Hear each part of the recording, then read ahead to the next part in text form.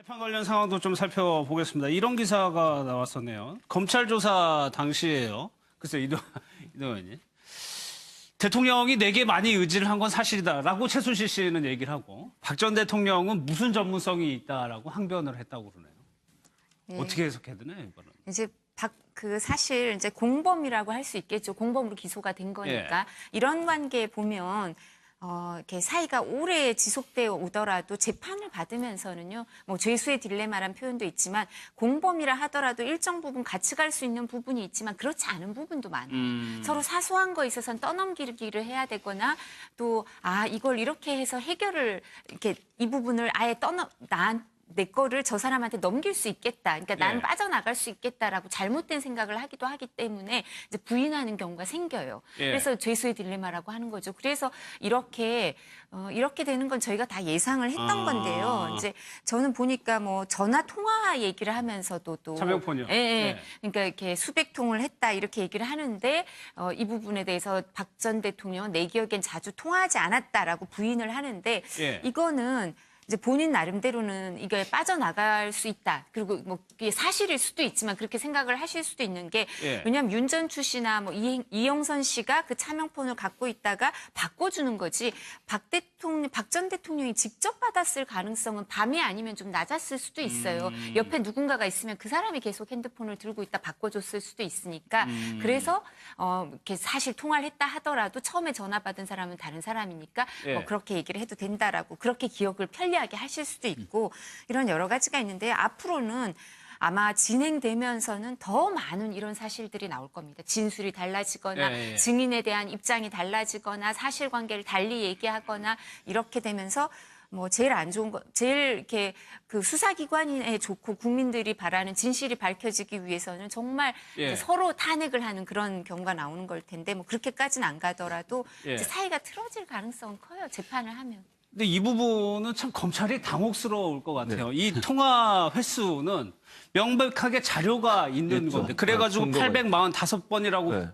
센 건데 기억에 그렇게 자주 통화하지는 않았다라고 대답을 했단 말이에요. 그러니까 명백한 증거 앞에서도 지금 거짓 증언을 하는 거죠. 아니면 저걸 진실로 믿어주면 그전에는 저보다 더 많이 통화했다는 그거밖에 안 되는 거 아니겠습니까? 그러네요. 하루 한 10통 했는데 최근 들어 한 3통밖에 안 했어요. 이렇게밖에 이해가 안 되는 얘기예요. 그러니까 만약에 둘 중에 하나라고 하면 어쨌든 이제 박근혜 전 대통령은 본인이 아까 말씀하신 것 중에 제가 재밌게 들었는데 편리할 대로 생각하고 편리할 대로 판단하는 거죠. 그리고 본인이 생각하고 그게 맞다고 생각하면 그건 주장하는 것이고요. 근데 그게 문제는 뭐냐면 그걸 뒷받침할 증거가 없는 상황이고 그걸 뒤집을 수 있는 증거는 많은 상황 아니겠습니까? 저런 상황에도 저런 증언을 하거나 아니면 저렇게 발언하는 것이 과연 본인한테 도움이 되겠냐는 거예요. 그러니까 박근혜 전 대통령 입장에서는 본인이 믿고 싶은 것만 믿는 것 같아요. 또 본인이 하고 싶은 말만 하는 것이고 그러면서 끝까지 부인하는 것이고요. 사실 검찰이 조사에서도 그랬을 것 같고요. 제가 볼 때는 뭐 지금도 뭐 재판하는 과정에서 많은 증거를 들이대지만 그럼에도 불구하고 본인은 계속 부인하는 입장을 취하고 있지 않습니까? 그런 부분을 본다면 박근혜 전 대통령은 본인이 생각하는 어떤 가치관 안에 갇혀 있지 않나 하는 생각도 들어요. 또 한 가지는 아까 보여주신 CG에 보면 그런 게 있잖아요.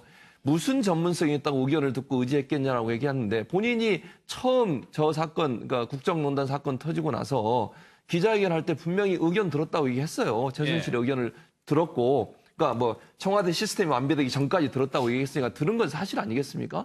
그러니까 들은 적이 없다고 얘기하면 그건 말이 안 되는 것이고요. 얼마나 자주 들었냐고 얘기하면 거기에 대해서 뭐 다르게 얘기할 수 있겠지만, 그래서 저거는 최순실의 증언이 훨씬 더 진실에 가깝다고 봐요. 그러니까 정호성을 통해서 의견을 듣고 싶은 마음이 박근혜 전 대통령이 있었을 것이고, 그것이 본인의 최초의 기자회견에서 그런 부분을 표현하는 방식으로 나오지 않았나 하는 생각이 듭니다. 그래서 얼마나 자주 했냐고 이제 통화 기록을 냈더니 그렇게 많이 통화 안 했다는 건데 최진봉 교수님 지적한 대로 이거는 명확하게 자료가 있는 건데 이것도 부정해 버리는 게 도움이 되나요? 근데 저걸 부정한다기보다는 저는요 하루에 숨 몇 번이나 쉬세요? 셋이나요? 물 몇 잔이나 마실까요? 그러니까 최순실 씨와 박 전 대통령과의 관계가 거의 본인이 의식하지 못하는 사이에 항상 늘 곁에 있는 사람이었던 것으로 보여요. 많은 증언들이 나오잖아요. 전효옥 전 의원 같은 경우도 수행하고 있었을 때 박 전 대통령이 뭔가 불안해하면 당시 대통령은 아니었지만 전화 한 통 하고 와라 그러면 마음이 안정되게 보였다라는 거 아니겠습니까? 자신이 얼마만큼이나 의존관계에 있는지도 모르는 상태에서 의존관계에 있었던 것으로 보이는 그런 얘기고 그 연장선상이다 보니까 내가 800번 통화를 했어 막상 수치를 제공을 해도 이해가 스스로도 안 될 수도 있는 것 같아 보이고 다만 이런 건 있죠. 심지어는 이제 박 전 대통령이 정호성 전 비서관하고 최순실이 두 사람이 녹음한 내용들을 녹취를 들려주니까 왜 정호성이 내 비서관인데 최순실과 이렇게 자주 통화를 하냐. 예. 최순실이 정호성 보스냐는 얘기까지 또 반문을 했다고요. 그러니까 정말로 상황 파악에 대한 이런 것들이 너무나 그러니까 왜곡돼 있고 잘못돼 있는 거고요. 예. 이 부분이 저도 보면서 항상 의아하다기보다는 참 이해가 안 되는 부분이 늘 최순실이라는 사람을 한 번이라도 박 전 대통령이 안종범 수석에게 지시를 하거나 이럴 때는 항상 최순실을 거쳐서 본인이 직접 다 지시를 하는 거예요. 그러니까 항상 최순실이라는 사람은 그림자처럼 남아있고 최순실이 전면에 나서지도 않고 박 전 대통령은 내가 최순실과 얼마만큼이나 밀접하게 있는지도 모르는 상태에서 최순실과 함께 항상 같은 일을 했었고 그러니까 기억에 딱히 남지도 않았는데 막상 놓고 보면 800번이 넘는 그런 결과가 나오는 거죠. 그럴 수도 있겠네요. 예.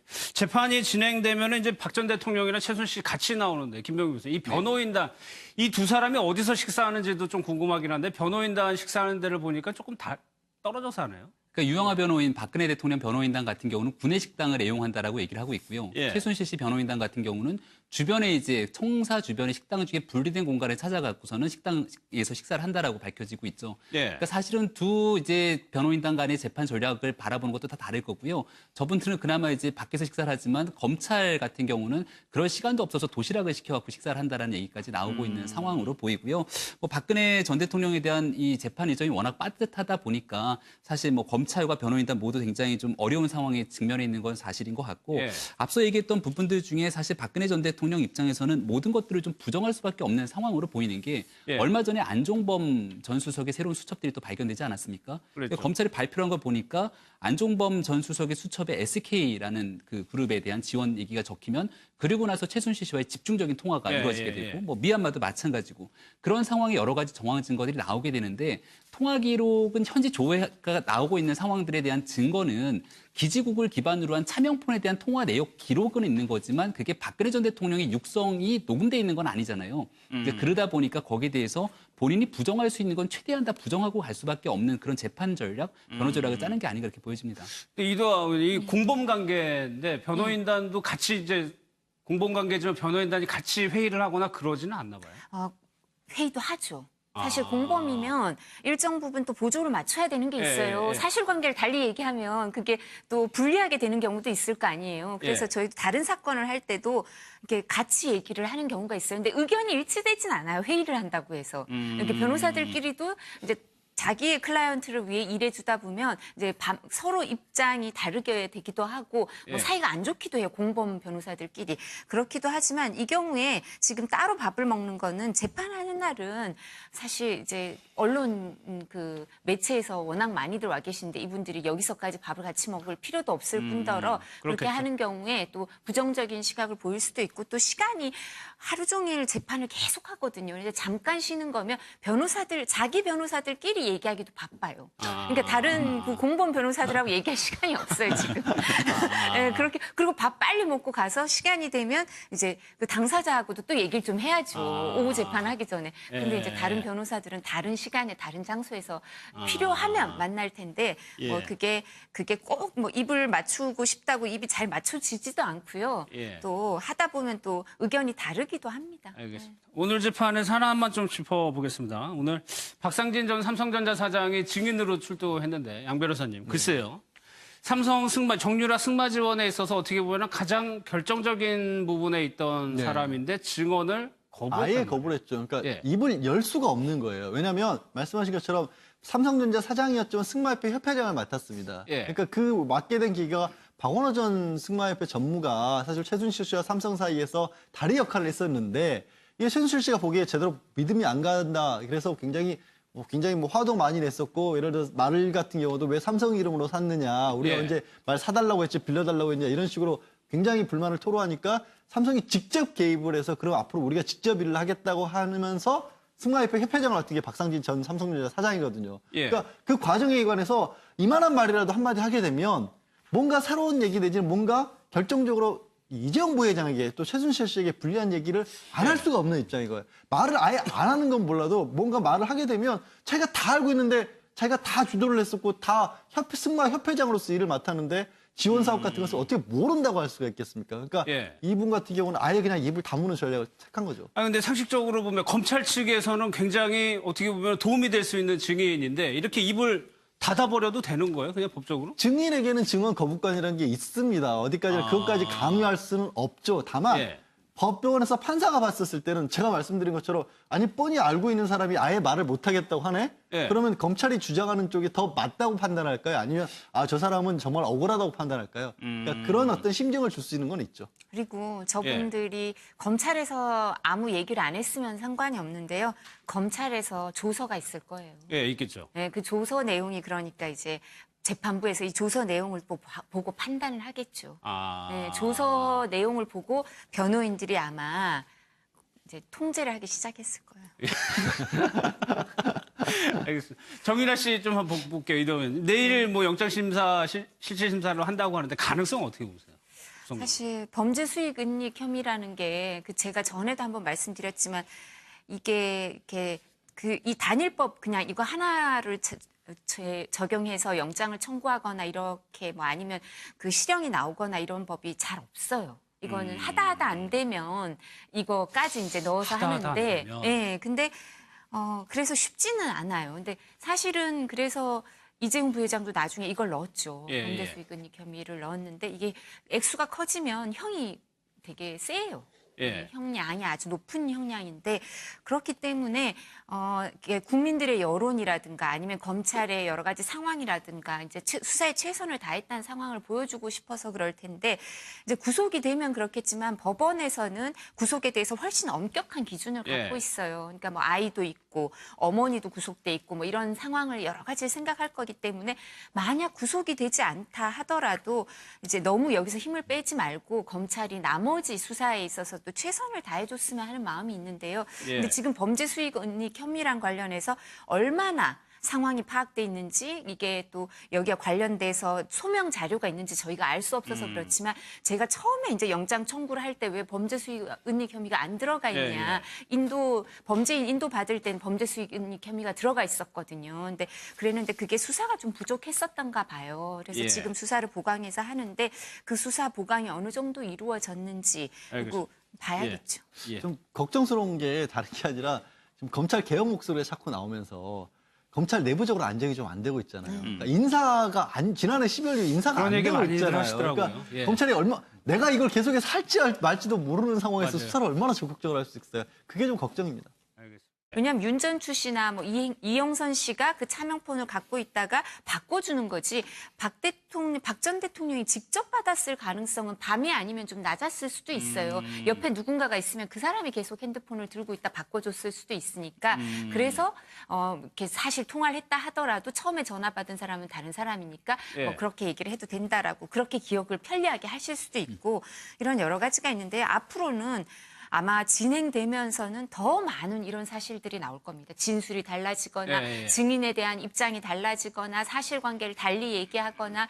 이렇게 되면서 뭐 제일 안 좋은 거 제일 이렇게 그 이걸 이렇게 해서 해결을 이렇게 이 부분을 아예 내 거를 저 사람한테 넘길 수 있겠다. 그러니까 나는 예. 빠져나갈 수 있겠다라고 잘못된 생각을 하기도 하기 때문에 이제 부인하는 경우가 생겨요. 예. 그래서 죄수의 딜레마라고 하는 거죠. 그래서 이렇게 되는 건 저희가 다 예상을 했던 건데요. 이제 저는 보니까 뭐 전화 통화 얘기를 하면서도 또 차명폰이요? 예, 예. 예. 그러니까 이렇게 수백 통을 했다 이렇게 얘기를 하는데 이 부분에 대해서 박 전 대통령은 내 기억엔 자주 통화하지 않았다라고 부인을 하는데 예. 이거는 이제 본인 나름대로는 이게 빠져나갈 수 있다. 그리고 뭐 이게 사실일 수도 있지만 그렇게 생각을 하실 수도 있는 게 예. 재판 관련 상황도 좀 살펴보겠습니다. 이런 기사가 나왔었네요. 검찰 조사 당시에요. 글쎄요, 이동 의원님.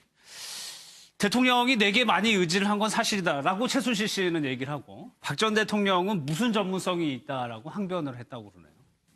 예. 어떻게 해석해야 되나요, 이거는? 이제 사실 이제 공범이라고 할 수 있겠죠. 공범으로 기소가 된 거니까 이런 관계에 보면 이렇게 사이가 오래 지속되어 오더라도 재판을 받으면서는요, 뭐 죄수의 딜레마란 표현도 있지만 공범이라 하더라도 일정 부분 같이 갈 수 있는 부분이 있지만 그렇지 않은 부분도 많아요. 서로 사소한 거에 있어서는 떠넘기기를 해야 되거나 수사기관에 좋고 국민들이 바라는 진실이 밝혀지기 위해서는 정말 예. 서로 탄핵을 하는 그런 경우가 나오는 걸 텐데 뭐 그렇게까지는 안 가더라도 예. 이제 사이가 틀어질 가능성은 커요. 재판을 하면. 근데 이 부분은 참 검찰이 당혹스러울 것 같아요. 이 통화 횟수는 명백하게 자료가 있는 있죠. 건데 그래가지고 증거가 845번이라고 네.